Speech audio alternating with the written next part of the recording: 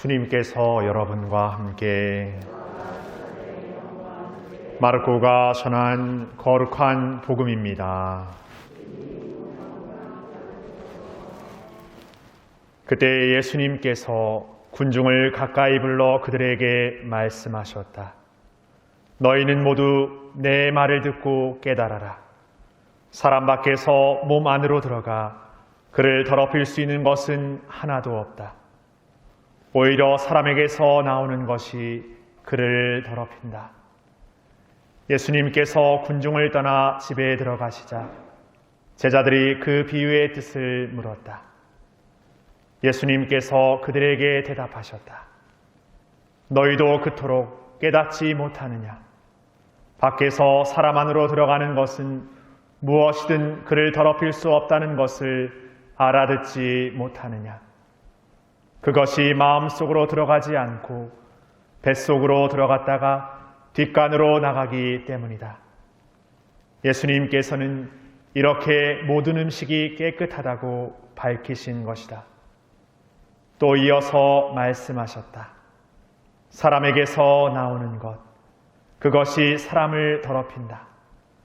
안에서 곧 사람의 마음에서 나쁜 생각들, 불륜, 도둑질, 살인, 간음, 탐욕, 악의, 사기, 방탕, 시기, 중상, 교만, 어리석음이 나온다. 이런 악한 것들이 모두 안에서 나와 사람을 더럽힌다.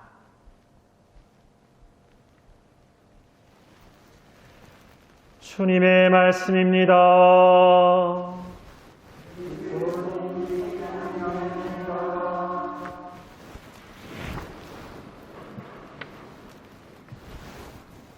참 예수님, 조금 이렇게 냄새가 나실 텐데 저 뒤에 유화방에 이렇게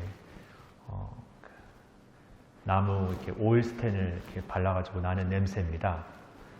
근데 오일 스텐을 엄한 걸 쓰지 않고 아주 좋은 천연 재료로 된 오일 스텐을 썼기 때문에 조금 냄새가 나시더라도 이거 중독되는 거 아니야? 이런 걱정은 안 하셔도 됩니다. 그래서 생각보다 이렇게 칠한 것 치고는 냄새가 덜 나는 편인데 예민하신 분들은 좀 이렇게 느끼실 수 있을 것 같습니다. 저는 냄새 나지 않습니다. 오늘 예수님께서 사람 밖에서 몸 안으로 들어가 그를 더럽힐 수 없는 것은 하나도 없다 말씀하시면서 모든 음식은 깨끗하다 이렇게 말씀하시는데 그 다음 하신 말씀이 정말 우리의 전곡을 찌르는 것 같습니다. 사람 안에서 모든 것들이 나와 그를 더럽힌다라고. 거기에 여러 가지 어떤 악한 생각들, 시기, 질투, 불륜, 중상, 간, 여러 가지 그 어둠의 것들이 우리에게서 나와서 우리를 더럽힌다라고 이렇게 표현하시는데, 그래 놓고 보니까 우리가 원래부터 그런 어떤 더럽혀진, 어떤 의미에서 영적으로 죄로 점철되어 있는 그런 존재구나 이 생각을 해보게 됩니다. 그래서 뭔가 낙인되고 뭔가 한계져지고 불가능한 존재로까지 여겨질 것 같습니다. 그런데 우리가 이 신앙 안에서 우리가 그런 죄에 아주 점철된 존재로 살아가게 되지만 우리가 그분을 만나게 됨으로 말미암아 우리의 그 어떤 죄도 그분 안에서 완전히 새로워지고 어떤 마전정의도 해악해 할 수 없는 그 새로움으로 우리를 변화시킬 수 있는 분, 그분이 바로 예수 그리스도 주님이시라는 것이죠. 그렇기 때문에 우리가 일상에서 우리의 삶에서 그분을 만나는 안에서 물론 우리의 나약함과 불가능한 것들이 끊임없이 생겨나고 터져나오지만 그분을 만날 때만이 오롯이 완전히 변화될 수 있다는 것이죠. 얼마나 철거머리 같고 얼마나 지독했으면 단순히 그냥 우리가 다음부터는 이러지 말아야지, 다음부터는 이럴 거야 라는 우리의 어떤 다짐과 계획만 갖고는 도저히 우리를 바꿔낼 수 없다는 거죠. 그러기에 예수님께서 그 어떤 방법보다 당신만이 보여주실 수 있는 강생이라는 완전히 우리와 같은 똑같음의 존재가 되셨고 나약함의 존재가 되셨고 그렇게 우리의 죽음, 우리의 고통, 우리의 죄의 나약함의 그 모든 것들을 이겨내고 넘어서고 새롭게 하심으로써 이 불가능과 한계의 우리가 그분을 만날 때 비로소 새로워질 수 있다는 희망과 확신을 우리 안에 담아주시는 것이죠. 우리가 그분을 만날 때 이루어지는 그 무상성의 은총이 얼마나 놀라운 것인지를 우리가 진정으로 깨닫게 된다면 우리는 늘 그분 안에서 늘 새롭게 그분을 따르는 삶을 용기 있게 살아갈 수 있습니다. 그런데 우리는 그 삶의 진가와 알을 오롯하게 살지 못하는 것이죠. 오늘 제1독서의 스바 여왕이 솔로몬의 지혜를 들으려고 자신의 많은 신하와 그리고 많은 재물과 여러 가지 금은 보화를 들고 이렇게 솔로몬을 찾아오지 않습니까? 그가 평소에 묻고 싶었던 여러 가지 질문들을 이렇게 솔로몬에게 이렇게 하게 되는데 솔로몬이 하나도 대답하지 못하는 게 없었다고. 그래서 그는 그 여왕을 고백하죠. 정말 행복한 사람은 여기서 솔로몬의 지혜의 이야기를 들을 수 있는 이 신하들이더라고요. 달리 표현해보자면 정말 행복한 사람은 늘 하느님 안에서 그분의 말씀을 듣고 있는 우리들이라고. 그래서 스바 여왕은 자신이 갖고 있던 모든 것들을 솔로몬에게 다 내어줍니다.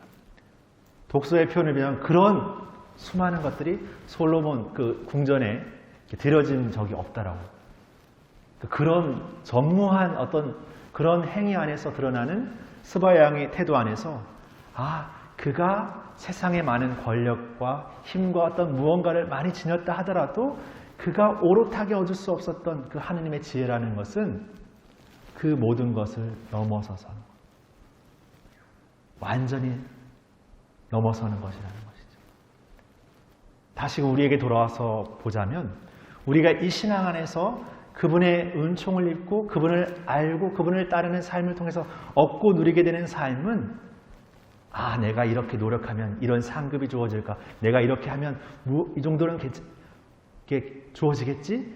라는 우리의 판단과 우리의 시선이 아니라 우리가 형용할 수 없고 우리가 감히 이렇게 헤아려 볼 수조차 없을 만큼의 것을 우리에게 주신다는 것이죠. 그런 분이시기 때문에 우리의 어떤 죄, 우리의 어떤 나약함이라도 그분만이 새롭게 하실 수 있어요. 내가 하느님께 나아갈 때 나는 그분께 나아가기에 부당한 존재인데 합당하지 않은데 뭔가 늘 이렇게 넘어지고 맨날 인간적인 나의 욕심만 생각하는데 그런 존재라면 더 어떻게 해야 되겠습니까? 더 머물러야 돼요. 더 그분께 지혜를 청해야죠.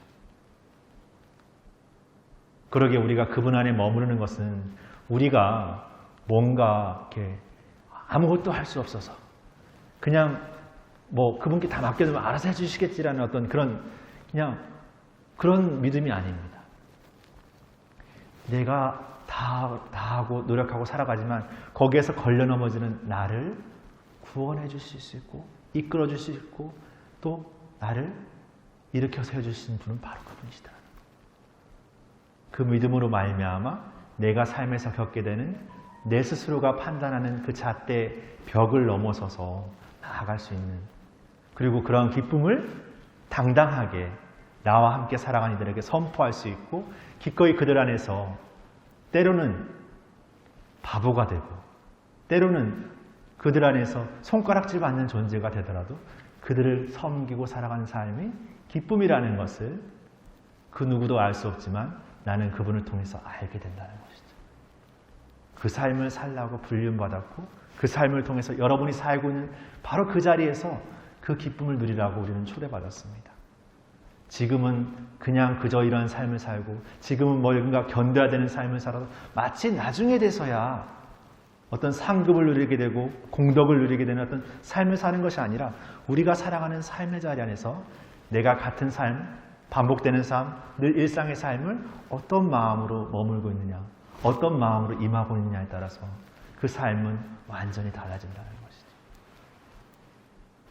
모든 더럽히는 것이 우리에게서 나오겠지만 그것을 변화시키는 그분 안에서 우리가 우리 안에서 나오는 것으로서 우리가 만나게 되는 이들, 사건들, 그 모든 것들을 기쁨으로 완전히 바꾸어낼 수 있을 거라 생각합니다.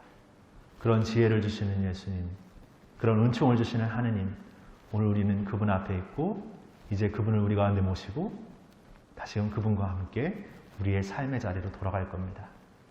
그 마음은 그냥 무던하게 반복되어진 미사에 참여했던 그 돌아감이 아니라 오늘도 주님과 함께 더 부푼 희망과 용기를 안고 나아가는 여러분의 또 다른 여정이 될 것입니다. 그 삶을 다시금 새롭게 시작하도록 합시다. 잠시 묵상합시다.